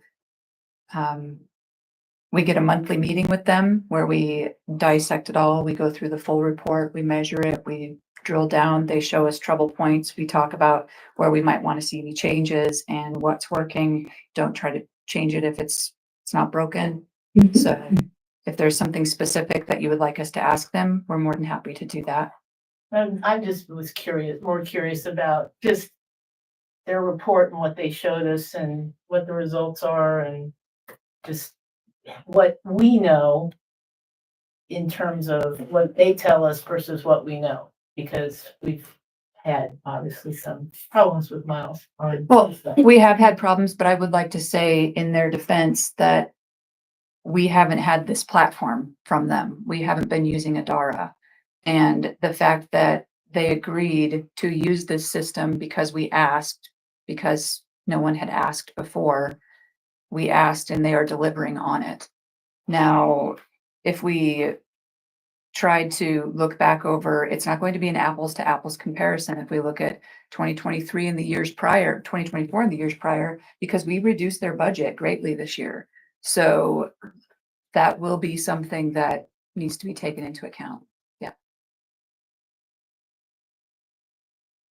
And I know you are happy. If anybody has specific questions, they can call you and Absolutely. Yeah. And another thing that we're adding is Placer AI data as well. So we'll have more tools and more resources. So Brett, when you have that conversation with us, we're more than happy to dig deeper and give you even more information that could be helpful for not just specific to Indian Point, but any of you that is specific to a business, an entity. If there's a partner out in the community that you're hearing would like to know more information about booking trends or what traffic is delivering, credit card spending, we have all of those resources. I think that our organization is more equipped with data research tools than we ever have been before. Between Datify, what we're requiring of any vendor to have the reporting, to have the metrics when we have an agreement with them in place. We have the tools through Adara, Placer AI, Datify, Agility PR for monitoring the media piece. So we've got the tools and it's becoming a real resource for economic development and interested parties who are looking at our destinations and our communities to be able to invest in the future. And it's also helping in things like the sports complex. So please don't hesitate, reach out.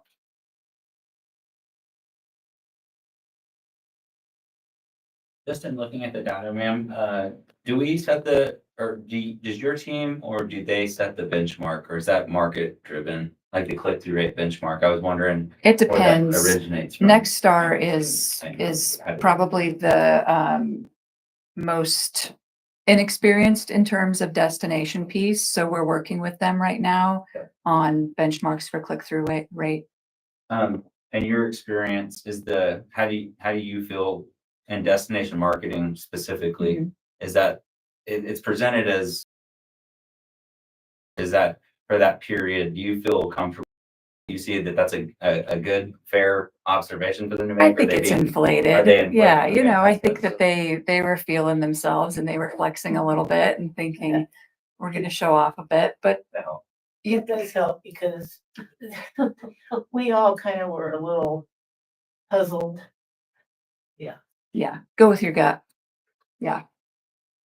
So one of the things on this marketing report, can you put in, and I know you had the KPIs, but I know you're also getting like Smith Travel Research. And now I saw where you're also getting Lighthouse. So can we incorporate that into these future reports? Once as we well? start getting a delivery on Lighthouse, we were delayed due to lack of payment. So it wouldn't give us access until the bill is paid. So once we are able to start delivering on that, by all means, we will. That brings up an interesting question, Chris, about the star specifically. I'm surprised as a destination marketer. I think this is the first time I've been asked about the star report since I've been here. And mind blown. Any other location that I've ever worked in, the star report is what we use. It's like a Bible.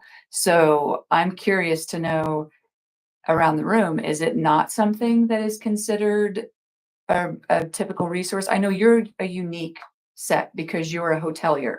So you're looking at it in a different perspective, in a different way. But should we start having a little conversation around the star report, Smith Travel Research, average daily rate, booking window, occupancy numbers? It was for years and years and years shared with us. Are you all not getting it? No, we've asked. We've asked. Do you personally not get it as a Oh. member? He gets No, it. no. He gets it. Well, I would get it through my hotels, but as far as from your organization, no. No, we We'll used to, fix that today. we used to get it with all of our research. Along with the stuff that we had, we would receive it. And then it just stopped seeming to be important. And the explanation was that not enough people in our marketplace were actually reporting. Well, And not everybody is reporting, but it's still a good indicator. Right, It's I a- agree, but Yeah. I'm just saying what the reason was given. Just for context for myself and anybody that watch, what is the star report? Great question. Thanks, Alex. so a lot of people, when they think star report, they think it's spelled STAR, and it is not. It is Smith Travel Research. We just abbreviate it in the industry, STR. So the star report helps you see the average daily rate, revenue per average room booked, you get a whole breakdown of what it's looking like in the industry. And we receive, this is interesting, this is some real talk for people on the camera. So what is interesting about the STAR report in this destination is it includes those vacant, empty properties in the mix. It shows, you'll know based on this report, who's say going under a remodel and their rooms are offline, so they don't count in your average daily rate at the time. But it's also looking at booking window, and it breaks it all down into spreadsheets for you to look at. So we receive those reports. I personally receive those reports weekly. I made the assumption that you all received them, and that is I apologize for that. I would have been hitting send to Angela immediately. We will get Angela added to the list so that then it can be disseminated. You're Oh, on you the are. list, awesome. Yeah, we had comps. I mean, I thought that at one time, and I could be wrong, but I thought that at one time we chose particular destinations to benchmark against us, how they were doing. And that, is there a cost on that? We pay $10,000 a year for Smith Travel Research. That's not cheap. Yeah, that's what, but And- it was kind of a good way for us to see where we, in the overall marketplace. Sure. Was there an indicator that maybe we were lagging or whatever? But I will say it also has its limitations specifically in this destination because of the amount of properties that are sitting empty and not delivering any results, skewing your numbers. So there's a lot of things that need to be considered when you look at it. And we can also have our Smith Travel Research vendor do sort of like a 101 session, because there's language in there that anyone who's not used to the hotel industry, the lodging industry, what we're talking about in terms of percentages, numbers, all of those things. So let us get in contact with our rep and find out what we can do on that. But I will also tell you that we have had feedback from interested hoteliers who have seen the STAR report and said they will not show their investors the report because of the numbers. And here's, I think, and you've got you've got most of the branded hotels in there. Yeah. I think the more people, quite honestly, you have report. STAR puzzle. Yeah. Yeah. So it's just a good indicator, and I think we can use it to validate kind of what the city's numbers show. I mean, it just is confirmation, and most of the time they're similar, but if we're spending the money, we need to. That's why I asked to put it in the report, because I think it's good. And then I'm anxious to see what Lighthouse does differently.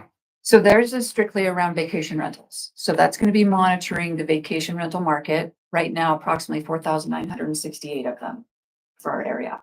To be able to show booking window, average daily rate as well. Because they do hotel stuff also. For sure. Yeah, what we purchased was a different package, so we really wanted to monitor that set of it so that anywhere can start looking at it, having that data and thinking about what that does for your area and bigger conversations around that. Other destinations I've worked in, that spurs action in terms of either regulation or different ways of monitoring or fees. So can we get Smith Travel for every vacation destination in the United States? No. No, we cannot. No. Okay. That's not how it works. Okay. No. I was You could- hoping. I mean, we could could probably try. for our, And you have to come up with Sue, at least that would be our 200,000 entire, probably our entire budget to cost us. Yeah. Okay, well, I mean, if They're you not- wanted to go pay them to get another market, you could. But probably not us. well, I just wanted like Myrtle Beach and Pigeon Forge and, you know. Yeah, it doesn't something work that along- way. Okay, okay. Even in, and there will be even selections on the information we are getting, how drilled down it will be. I can tell you, just as an example, one specific area that I worked with in Arizona was able to monitor the Grand Canyon. We wanted to know a neighboring area less than an hour and a half away, what we could do. We were able to get, here's a generic of what it's looking like, even if we paid more. it's proprietary to those destinations to be able to preserve competition for your area so that you don't have too much information. So it's an industry protection thing. We need to make friends in those markets. Oh, you have friends. But I know the Lodging Association can see what's going on around the state with other Right, cities. and that's what our market shows, yeah. So, okay, enough, good discussion on that. Anything else? Okay, I'm gonna move, so you need to accept, do we need to make a motion to accept that? report? Yes. So I need a motion to accept the Q1 marketing report. Second. Any more discussion? All those in favor say aye. Bye. Those Opposed? Okay, moving on to 2025 KPIs progress. So we talked about this at MOC as well, and we were asked to review KPIs and come back with some suggestions for changes. And I believe we'll be prepared to do that at the next meeting, the May MOC meeting.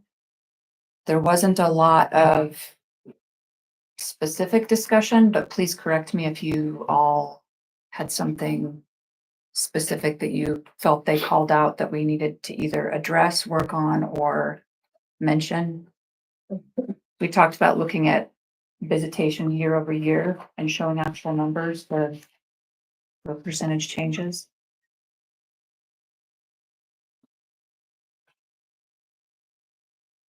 Other comments?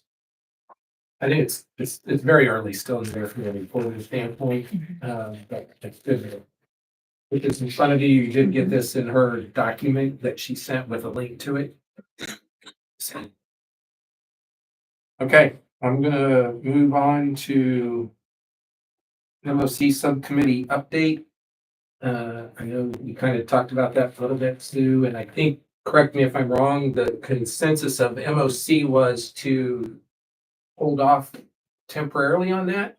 Yes. See basically what the CDB comes Heather back was with. gonna, and her team were gonna be bringing where they were on the vacation guide this year and, for 2026, not for this year, for 2026.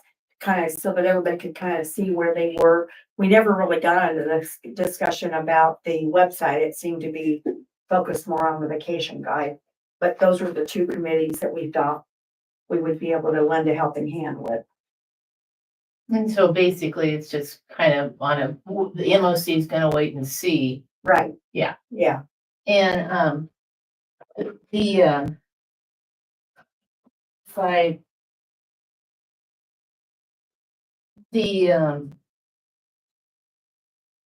have a process they're using, the CDB does, to create their program of what they're getting done and everything like that, and the MOC is gonna work with them ongoing as they go along. So this board can either choose to wait, you can form a committee, you have that ability and power, but you can wait and see what happens. I would recommend that we wait until we see what happens in May and then move forward from there. That's what the MOC wanted to do. So, Is it okay if we move on? Yeah. Everybody okay? Can we take a 3-minute break? Okay. Take a 3-minute break. Okay, make it 5. Yeah. 5-minute break. And we're going to, then we'll go back into records retention update. And so if you don't need to be here for that, we will let you all leave and, We don't need to be here any longer. You're done. We're done. Thank you. So I'm trying to get you out so you don't have to. Sweet, thanks, Chris. That really helps. You want to call back?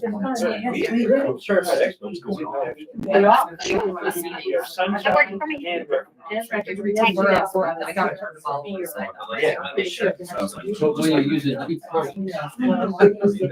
moonshine egg vanilla extract. It's probably about like. More conversation. Sit on board for the college. Yeah. Yeah, Yeah, no, that's. It's This was our. I'm sorry. We're in the space, guys. Yeah, I was gonna tell you, I don't get the report I've seen these grants. I got I mean, actually, the other day I was leaving, it was coming up the road and I'm like. Well, not too And bad. then the next guy, like, oh, it's okay. Yeah. Is that your phone? And Don't lose that. so there, it's up there. I finally got it. I don't think you want to do I'm holding. Yeah, you're like, no, you guys don't need that. Yeah. You're doing great. Hey, we want to. Stop causing trouble, will you? Coming out. Who's Better than Angie Teal? What? Who's better than Angie Teal? A lot of people. A lot of people. But what I do is I surround myself with those people. Such a leader. These people really need my email.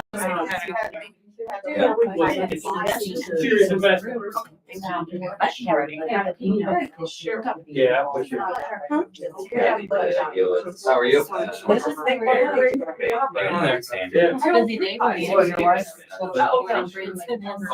Yeah. Hold that.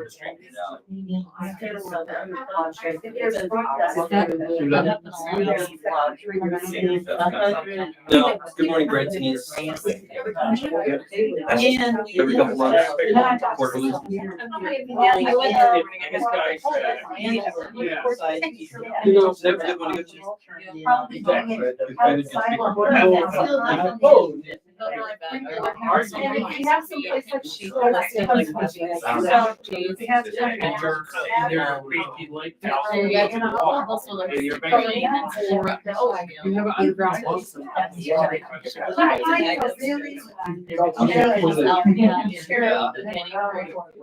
That was in the plan. She did kind of like. Be involved in the discussion. We're gonna play that a little bit, and I was just starting to say that sooner rather than later, because our season's really. This is a great month. Beginning of May is good. We get close to Memorial Day. It's hard to- So, I didn't get back to the office. Okay. Thank you. So we work. Bought them from Brett's restaurant. Where did you get Yeah. those chocolate chip cookies? Brett's restaurant. That's the one. I think that was actually a current special. Where did you get those chocolate chip cookies? Brett's restaurant. Are you kidding? Those are good. I can't believe Brett had those. They do great things. I used to You really got slip it from from Brett's Brett. I bought a They house don't note sell from Brett, so I can eat him all I want. Okay. I can. I wondered who the stranger was You today. do not need me. Unless you have something you want to do in this session. Thank you. See ya. Oh, so they're coming. Thanks for early dismissal. Look at, you can still get out and get back to the office. I can. Get on down to Snowball. Well, I won't be going to Snowball. I might be going. There you go. Thanks. Oh, okay, good. Another bathroom. Don't give them that. Don't give them that back. Couple of that. Oh, well, that's a sad, that's gonna be a sad day. I need to go out tonight. Oh, I'm not, there's no way that I was gonna vote to increase.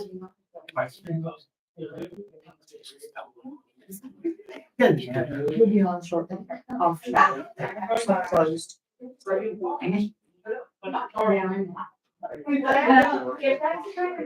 So they can see us eating. If they get enjoyment out of that, I guess we're not too. You know, in the city, when they take a break, they put up a sign, They put up a card. a card. Close it. Okay, what are y'all getting over here? Cookies. Cookies. Cookies. Well, there's only one left, and it's got cookies. Oh, no. Oh, no. I would like to get out of here early enough today so I can go get my motion before 5 o'clock. I'm a terrible sports guy, to be honest. Well, I say, you know, I like a particular NFL team. It's not the one we partner with, so I like them for that reason. I like the team that you guys hate. Yeah, no, in fact, they're the team we partner with arch rivals. Yeah, that's true. It's funny you know that. Yeah, but other than that, I'm just terrible. I got 4 kids under 7, 2 in diapers. When I have free time, I hot rod. In case you guys didn't know. What's that? When I have 4 kids under 7, 2 in diapers, when I have free time, I'll just- I don't watch sports, I hot rod. And Good that's for a big- you. And that's a big secret. to Good for everybody. you. That's great. Evidenced by my driving habits. Let's go, Brett. I've got 69. And you race? Not on the track, but I like to go out to shows, scoot around town, and do the whole thing. Oh, nice. My one out there is Ready for America 250. It's a waving red, white, and blue American flag with Constitution and all the good stuff on it. Brett, come on. Oh, we're ready. Yeah. Get back to your stand. Happy coronary. Okay, next item on the agenda is the records retention update. I don't know if, did I just get this email or did you send it to the whole board? I sent We it all to the got whole it. board. We all got it, okay. Kate, would you like to comment on this or go over it? I had went over, it looked like it hadn't been updated since 2006 maybe. And so I wasn't sure if we still wanted Michelle to be the custodian of records or if we Absolutely. wanted, okay. Or if we wanted Angela's position to be, or Kirk's. It's obvious, I don't think it matters. I just wanted to make sure you guys understood that Michelle was And so in what, that role. are you getting her back on the phone? That's why I said it should be her because she wasn't on the phone. I do have a question, though. The request, does that mean like when Angela gets a request? Does she goes to Michelle and notifies Michelle? I think in theory, the request would be going to Michelle if It is- she's our custodian of records, which is why I was asking, are we sure that's still what we want? Your to name's do? being thrown around. When I get one, it goes to Michelle and Kate and Kirk. Yeah. And then we proceed. That's what I'm just. Are you thinking about cutting one person out just so it's not a headache? Well, I mean, it's up to you guys. I just wanted to make sure that was, I wasn't Well- sure that we everyone understood Just- that's the way it was going. Who do we like direct the consumer that is coming in to do this request for information or whatever? How are they directed to go where? Well, they would have to call the office. Right, Say, I Because don't that's the think only we have number a that should policy be in posted on the existence. website. Right. right, that's what I'm getting to. So they call and they. Right. Then Angela has to turn around and I just notified the 3 people. Typically, the couple I've received have come in as emails as opposed to phone calls. Makes But it easier. at the end of the day, they're gonna send it right back to her. exactly, that's what I'm getting to. I know, it should be just her. It should just be whatever we call that title. Angela's title, what is it? It's. Financial director / Everything else. Exact, good to the. Well, it's keep her, it's administrative executive assistant. or something, isn't it? Custodian of Gopher records. of all things. What is it, custodian of records? Custodian of records. Correct. I think it would be a good idea to notify. And you're working on the book for her job stuff anyway, so just add that in there. Or- Yeah. The policy, Chris, doesn't have to, in this particular thing, doesn't have to say what she does after she gets it. But we can say internally documents that if she gets notified, then she notifies you or the chairman and the executive director. That's what I think got you. We just have to designate. We just have to Yeah, you just have to designate it as a designate Designate person. someone. That's the written policy as Yeah. a designation. And so what it was in 2006 was that it was the secretary, which currently is Michelle. So that, but Michelle's not on site, which we're providing this on-site address where Michelle's not at most of the time. Right, and the So- email actually ends up going to her and the phone call would go to her. So it just seems like it's easy to remove Bob. So we need to make that change. I think I hear a consensus on that. Michelle, are you okay with that? Okay. She Then, sounded cheerful about that. then I think the next thing is, it does say in here that 10 cents is set by statute, but the cost for larger print and hourly rate may be changed by the board if desired. So then there's a $15 per hour for any research or complication time for any paper copies. I can tell you that that would not cover our cost. So, Well- do I want to make it prohibitive for people? No. And But- I don't And really, by statute, we can go by the average salary In the area. of our employees, but the thing is, Yeah. those No. are kind of high numbers for our employees. But yeah, I mean, so you can go up a lot from that. You're allowed to go up a lot by statute based on our employees' salaries. So is it more like $50 an hour rather than 15? well, okay, The issue will become is that they're trying to overprice the fact that you can't afford to Right, get so many well, pages. And And that's not so what we that's wanna do. why even in our city here, when you have this type of stuff for the 20 years I sat on this here is you had to make it where anybody can get it. Cause if you price it just where the local person who's making $6 an hour working at a convenience store can't get a sunshine law request and so many pages that has something to do with their life, the publicity alone is gonna make you look bad. You know when they're gonna ask, you set a simple price and you say, hey, we can get you the copies for this, which is fair. When you get into the hour thing, that was an issue we ran into because you have to take the extreme people that make money to the ones who are actually gonna be asking for a sunshine law, who could be, or any type of request. They gotta be able to afford it too, and if it calls them, because it's not supposed to be a financial burden on somebody requesting information that has something to do with their life. $15 an hour is, minimum wage in Minimum wage, Missouri, yeah. Missouri starting in January. Mhm. So, to me, it seems, If it's not an issue, I think maybe you keep it at 15, and if Yeah. it becomes an issue, No, if they start getting abused is what I would call If it. it's I don't somebody- think if we've had somebody very come- many recently. if somebody comes in and wants us to do research back to something in 2006 and, then I think that's when you have a discussion about on that. Well, yeah, absolutely. Yeah. Yeah, Because then your lawyer just calls their lawyer and says, you know what? yeah, This ain't happening. yeah. could we That's say exactly. something like this, where if it's under 2 hours, $15 an hour, but if it's over 2 hours, then it bumps up to like 25? I don't even know if we want to go there. Why not just make it so simple that it's very apparent? We haven't charged yet. Yeah, we've Okay. never charged. Well, and I think to Brett's point, there's not gonna be a lot of people, like, we're not law enforcement. You guys are not law enforcement. There's no records that are gonna have anyone's personal confidential information that they are gonna be requesting. We're gonna be dealing with tax records for the most part, is what people. Well, they can't access tax rate. We can't access Missouri Department of Revenue records, Correct. but they can have all of ours. But we don't have, just a minute, we can't give them individual tax receipts.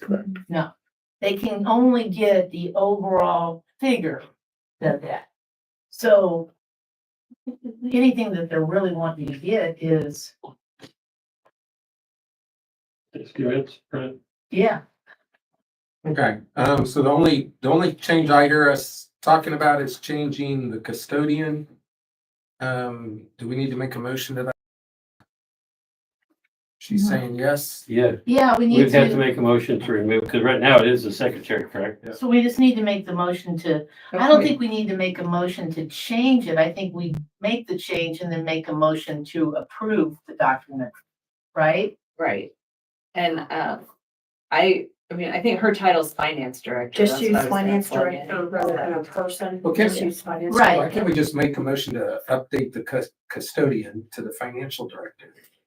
That's what this sentence was, that first sentence would then read, the finance director is appointed custodian of records. I don't know if, what I'm saying is, why can't we just do it all at once? Well, you have the document here in front of you, so all we're asking is to change that one word. Right. I don't think it needs to come back to us. I don't think we need a motion. to change the word. All I'm No, I saying think is you need a motion to approve the resolution. document. So, Approve the church. so all we're doing is saying, change the person to the finance director From secretary to secretary, and then we'll make a motion to approve this document As revised. as an, it's not even However an you want to do it. amendment. And this, print it this way, so it's clear that what you're, as Right. long as the verbiage is captured, what you're saying. Right. So I'll make that motion to approve this document specifying that the finance director is appointed custodian of records. Need a second. I'll second. Any more discussion? Is there, so this is a policy for custodian of records. Is there a separate record retention policy?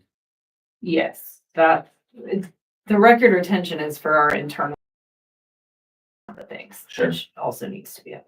Because it talks about, right, any meeting, record, or vote. And so from your perspective and looking at interpreting state statute, is any emails that are going back and forth as part of the district a sunshineable record?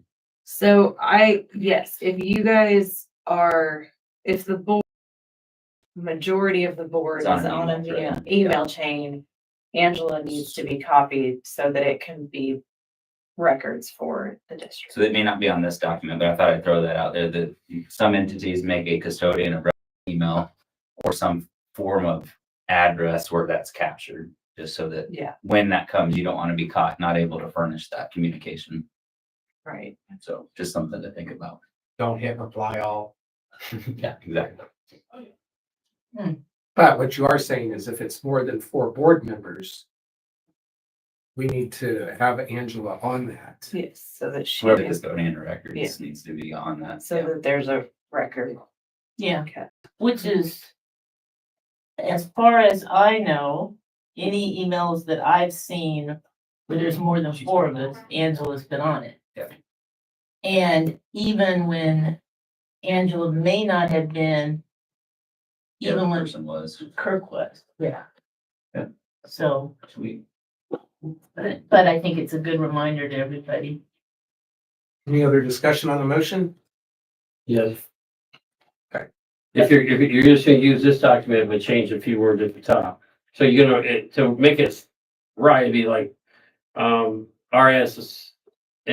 provided the public, and it should be not that a public, but that this public. Because we are actually talking about the tourism board.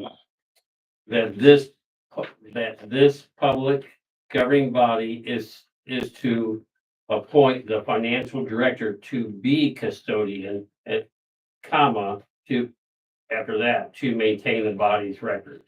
If you did it that way, you could use the document you have, but you'd have to have it worded that it's this body, because this is generic on the top portion. But that this public governmental body is to appoint a custodian to maintain that are this body's records.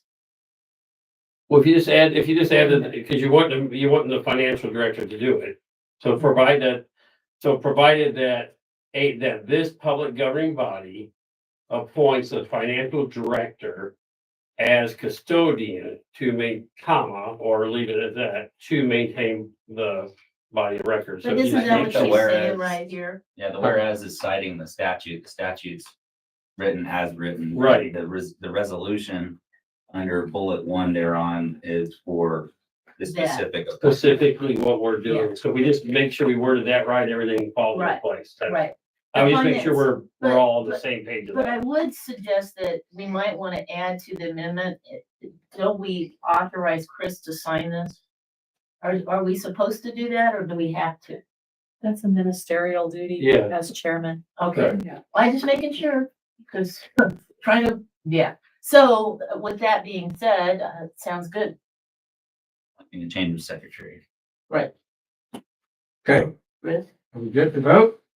Yes, please. All those in favor say aye. Aye. Any opposed? Okay, that passes. All right. Member updates. Oh, Sue, we'll start with you. Boom. I can't say enough good about the cultivator meeting that we attended yesterday. That was outstanding to be able to kind of voice the thoughts, feelings and emotions about Branson, and the agency seemed to be very, very receptive and very understanding, and they would ask questions back to make sure that they understood what it was we were talking about. I felt it was a very effective thing, and probably we should do it for the vacation guide, the website and everything else. I mean, that same kind of meeting, but it was a good start in the right direction, I felt. Okay, anything else? No. No. Brett? No. Michelle? I don't have anything either. Cindy? Well, I just want to echo what Sue said. I thought it was a good meeting, especially because there were diverse people there.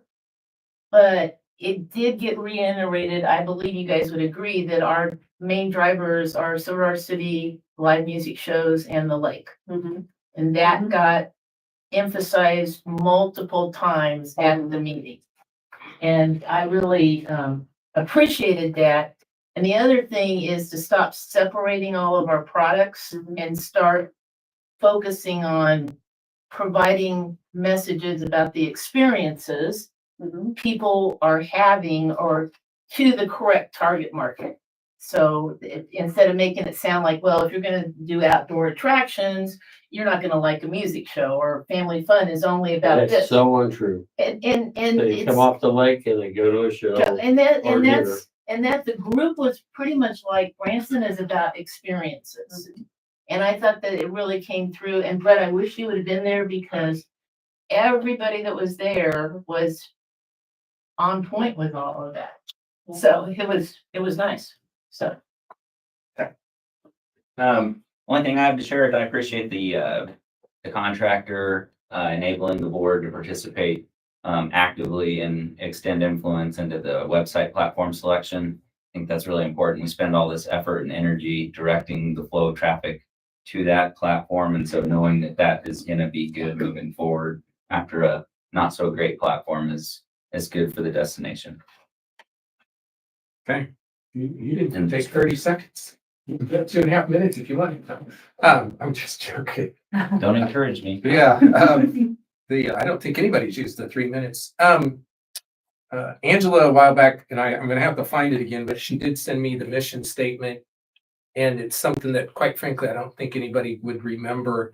And so we're getting to the point now where I feel like we're kind of caught up. And so I don't know if we'll bring that up in a board meeting or whether we would just try and have a special meeting just to talk about updating our mission statement. And for me, it's really about like 4 or 5 words that are easy for everybody to remember. What's our mission? And I think that's important, but I think it always gets pushed off because we have, 100 other things we're doing. So I just want you to know that is coming up.